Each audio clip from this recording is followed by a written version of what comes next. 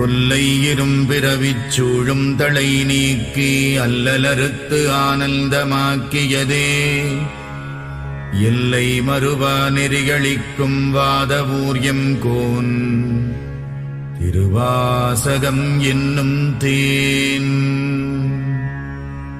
நமச்சிவாய வாழ்க, நாதந்தாள் வாழ்க, இமைப்பொழுதும் என் நெஞ்சில் நீங்காதான் தாழ்வாழ்க.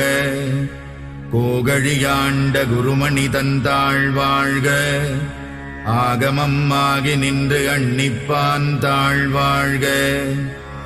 ஏகன் அநேகன் இறைவனடி வாழ்க, வேகம் கெடுத்தாண்ட வேந்தனடி வெல்க.